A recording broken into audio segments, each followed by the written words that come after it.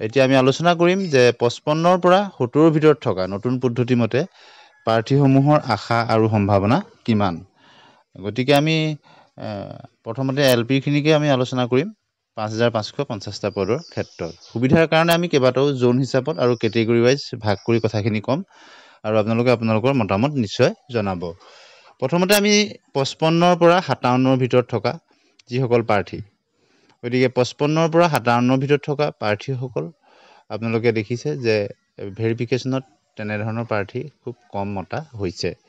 গতিকে যদি আমি চাওঁ ST হিলছৰ ক্ষেত্ৰত 55ৰ পৰা 57 থকা প্ৰাৰ্থীসকলৰ তেওঁলোকৰ সুযোগ নিশ্চয় থাকিব।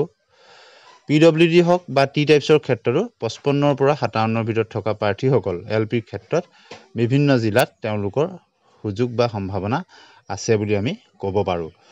আপোনালোকে নিশ্চয় ভেৰিফিকেশ্যনতো তেনেধৰণৰ নম্বৰ থকা প্ৰাৰ্থী এইকেইটা কেটেগৰী মাতিছে।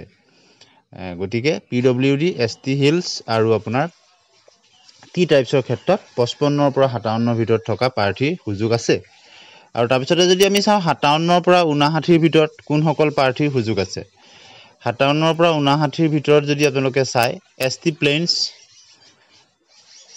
বা SC ক্ষেত্ৰত যিবিলাক ডিষ্ট্ৰিক্টত বেছি সংখ্যক পোষ্ট আছে, গতিকে 57ৰ পৰা 59ৰ ভিতৰত থকা সেই প্ৰাৰ্থীসকলৰো সুযোগ আছে। গতিকে 59ত থকা OBC প্ৰাৰ্থীও বহুতক মাতিছে কিছু সংখ্যক জিলাত। গতিকে সেই হিচাপত OBCৰো 59ৰ ঘৰত থকা প্ৰাৰ্থীসকলৰ সুযোগ আছে বুলি আমি জিলা ভিত্তিক হিচাপত চালে কিছু সংখ্যক জিলাত আমি আশা কৰিব পাৰোঁ। এতিয়া যদি আমি চাওঁ 59 প্লাছত থকাৰ পৰা 63 লৈকে সেই কেটেগৰীত যিসকল OBC প্ৰাৰ্থী আছে বা MOBC প্ৰাৰ্থী আছে তেওঁলোকৰ কিন্তু সুযোগ আছে। আনৰিজাৰ্ভ কেটেগৰীটো 60 প্লাছত মাতিছে দুই এখন জিলাত। গতিকে দুই এখন জিলাত এই 60ৰ পৰা 63 ভিতৰত থকা আনৰিজাৰ্ভ প্ৰাৰ্থীও মাতিছে আৰু প্ৰায় সৰহসংখ্যক জিলাতে 62 প্লাছত থকা আনৰিজাৰ্ভ কেটেগৰী প্ৰাৰ্থীসকলক মাতিছে। গতিকে আনৰিজাৰ্ভৰ ক্ষেত্ৰত LPত যথেষ্ট 60 প্লাছত থকা প্ৰাৰ্থীসকলৰ তেওঁলোকৰ সুযোগ আছে বুলি আমি ক'ব পাৰোঁ। গতিকে জিলা ভিত্তিক বিশ্লেষণৰ কাৰণে আপোনালোকে কিছু সময় অপেক্ষা কৰিব, যিহেতু আৰু বেছি দিন ৰ'ব নালাগে, আপোনালোকৰ প্ৰভিজনেল মেৰিট লিষ্টবিলাক প্ৰকাশেই পাব। গতিকে ডকুমেণ্ট ভেৰিফিকেশ্যনত মতা প্ৰাৰ্থীসকলৰ কমেণ্টৰ ভিত্তিত আপোনালোকক এইখিনি কথা আমি কৈছোঁ। এতিয়া যদি আমি চাওঁ আপাৰ প্ৰাইমেৰী ক্ষেত্ৰত কিন্তু আপোনালোকে 55, 57ত বৰ আশা নকৰাই ভাল। গতিকে তাত আমি একেবাৰে আৰম্ভ কৰিব লাগিব 57 to 60ৰ ভিতৰত থকা। 57 to 60ৰ ভিতৰত থকা আপোনালোকে যদি দেখে 57 to 60ৰ ভিতৰত বা 56ৰ হয়তো দুই এক হ'ব পাৰে, যেনে ST হিলছ বা তেনেধৰণৰ প্ৰাৰ্থী বা টি ট্ৰাইবছৰ ক্ষেত্ৰতে হওক তেওঁলোকৰ লেছ দেন 60 আপোনালোকৰ থকা প্ৰাৰ্থীও তেওঁলোকৰ আহিব। PWDৰ ক্ষেত্ৰতো দুই এখন জিলাত অহাৰ সম্ভাৱনা আছে, কিন্তু খুব কম সংখ্যক প্ৰাৰ্থীহে লেছ দেন 60ত তেওঁলোকে বিভিন্ন জিলাত এইকেইটা কেটেগৰী অহাৰ সম্ভাৱনা আছে, একচেপ্ট ST হিলছৰ কিন্তু 60ৰ তলত থকাও বহু প্ৰাৰ্থী তেওঁলোকৰ নাম আহে বা অহাৰ সম্ভাৱনা আছে। টি টাইপছৰো 60ৰ তলত থকাৰ সম্ভাৱনা আছে আৰু PWDৰ ক্ষেত্ৰতো আছে। বাকী যদি আমি চাওঁ ST প্লেইনছৰ ক্ষেত্ৰত 60ৰ পৰা 63ৰ ভিতৰত থকা প্ৰাৰ্থীসকলো তেওঁলোক ছেফ জোনত আছে বুলি ক'ব পাৰি, আৰু তাতকৈ ওপৰত থকাসকলৰতো কোনো কথাই নাই। গতিকে আৰু OBC MOBCৰ ক্ষেত্ৰত কিন্তু 62 প্লাছত থকা প্ৰাৰ্থীসকল বা তাতকৈ বেছি থকা প্ৰাৰ্থীসকল তেওঁলোকৰ এটা ছেফ জোনত বা গ্ৰীণ জোনত আছে বুলি আমি ধৰিব পাৰোঁ।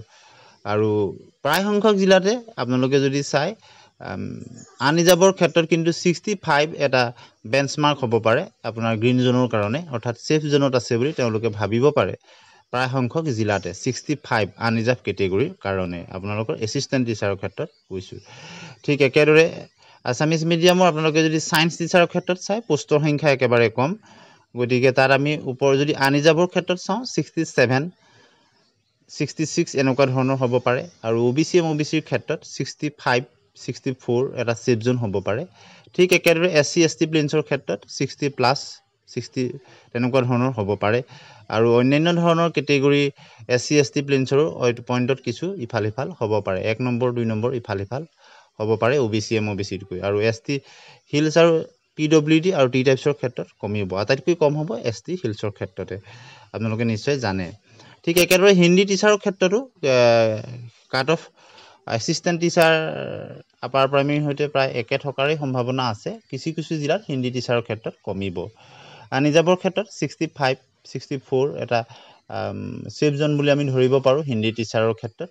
ঠিক একেদৰে OBC MOBCৰ ক্ষেত্ৰত 61, 62 প্লাছত থকাসকল ছেফ জ'নত আছে বুলি ধৰিব পাৰোঁ। SC ST প্লেইনছৰ ক্ষেত্ৰত 59 to 61 বা তাতকৈ বেছি থকাসকলটো সুৰক্ষিত জ'নতে থাকিব।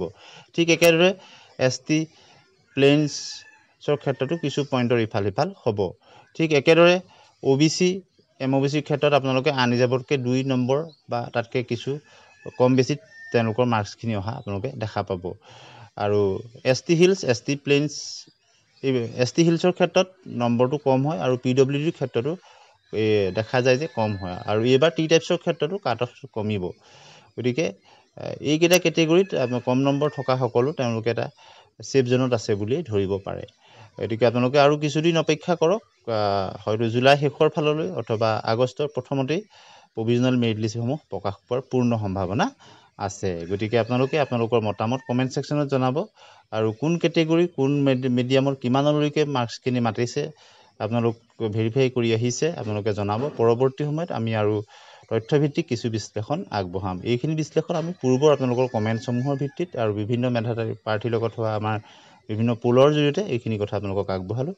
আৰু ভিডিঅ'টো শেষলৈকে চোৱাৰ কাৰণে ধন্যবাদ।